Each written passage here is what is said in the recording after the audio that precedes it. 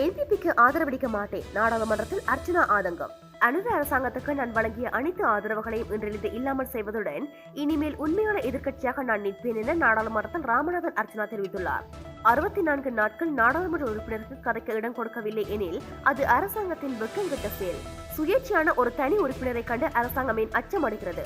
ஒரு ஹெட்லைட் போட்டதற்கு தன்னை கைது செய்யும் அரசாங்கம் ஒரு சிங்கள பாராளுமன்ற உறுப்பினரை இப்படி கைது செய்வார்களா என அர்ச்சனா கேள்வி எழுப்பியிருந்தார். சாதாரணமான ஒரு பாராளுமன்ற சுயேட்சை பாராளுமன்ற உறுப்பினர்கள் கதைப்பதற்குரிய நேரத்தை அல்லது அந்த நேரம் ஏன் அவர்கள் ஒதுக்கவில்லை என்பதற்காக ஒரு கமிட்டியை போன் பண்ணதற்காக 36 நாட்கள் நான் வெயிட் பண்ணி கொண்டிருக்கிறேன். இது எந்த வகையில் நியாயம்? 1976 இதில் உள்ள விஷயங்களை சொல்கிறேன். 1974 ஆண்டு தந்தை செல்வநாயகம் தெளிவாக சொல்லியிருக்கிறார். 2 சமூகங்களுக்கு இடையிலே ஒற்றுமை ஏற்பட வேண்டுமாக இருந்தால் ஒரு சமூகம் இன்னொரு சமூகத்தை மதிக்க வேண்டும். பாராளுமன்ற உறுப்பினராகிய எனக்கு 36 நாட்கள் கதைப்பதற்குரிய நேரம் ஒதுக்காமல் முதலாக கதைப்பதற்காக என்னுடைய சொந்த பிரச்சனையை கதைக்க வேண்டிய நிலைமையை இந்த அரசாங்கம் எனக்கு ஏற்படுத்தி இருக்கிறது. இன்றிலிருந்து இந்த அரசாங்கத்துக்கு என் மனதால் கொடுக்கின்ற சகல சப்போர்ட்களை நான் இல்லாத செய்கிறேன். இன்றிலிருந்து உண்மையான எதிர்க்கட்சியாக நான் இருப்பேன்.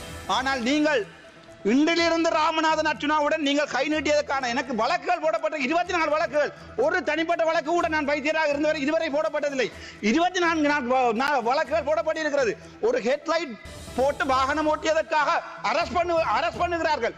ஒரு சிங்கள எம்பியாக இருந்தால் உங்களால் ஒரு சிங்கள எம்பியை ஒரு பிசி சாஜன் பாராளுமன்றத்திலே தரப்பட்ட அந்த இதை எடுத்து காட்டிய போது போட்டோ பெரிய ஒரு எதிர்பார்ப்புடன் இருந்தேன் என்பிபி அரசாங்கத்தில். நான் மட்டுமில்லை, எனது யாழ்ப்பாணத்து மக்கள் 3 எம்பிக்களை தெரிவு செய்திருக்கிறார்கள் பெரிய ஒரு எதிர்பார்ப்போடு. ஆனால் நான் இங்கே பாராளுமன்றம் வந்து இன்று கூட ஏன் எனக்கு கதைப்பதற்கு நேரம் ஒதுக்கவில்லை? ஏன் நான் பாயிண்ட் ஆஃப் ஆர்டர் எடுத்து 1 மினிட் இத்தனை தரம் பாயிண்ட் ஆஃப் ஆர்டர் எடுத்து என்னுடைய பிரிவிலேஜ் இல்லாமல் பண்ணப்பட்டிருக்க சொல்லி இருக்கிறேன். ஆனால் யாராவது இதை பற்றி கதைக்கிறார்களா? இல்லை.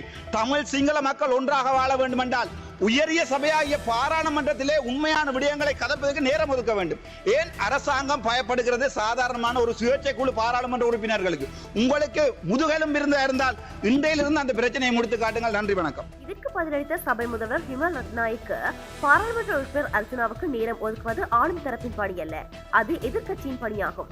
அவருக்கு நேரம் ஒதுக்க வேண்டும் என்பதை நாங்கள் வலியுறுத்தியுள்ளோம். தேசிய நல்லிணக்கத்தை முன்னிலைப்படுத்தி அரசாங்கம் செயல்படுகிறது. ஆகவே இனவாத விமர்சனங்களை அரசாங்கத்தின் மீது சுமத்துவது தவறானது என்றார். இதேவேளை பாராளுமன்ற உறுப்பினர் அர்ச்சனாவுக்கு பேசுவதற்கான நேரம் ஒதுக்கப்படாமை குறித்து அவரது தேர்தல் மாவட்டத்தை சேர்ந்த சக பாராளுமன்ற உறுப்பினர்கள் ஸ்ரீதரன் மற்றும் கஜேந்திரகுமார் பொன்னம்பலம் மௌனம் சாதித்து வருவதாகவும் அர்ச்சனாவுக்கு ஆதரவாக சிறு அசைவை கூட மேற்கொள்ளவில்லை எனவும் அவதானிகள் குற்றம் சாட்டுகின்றனர்.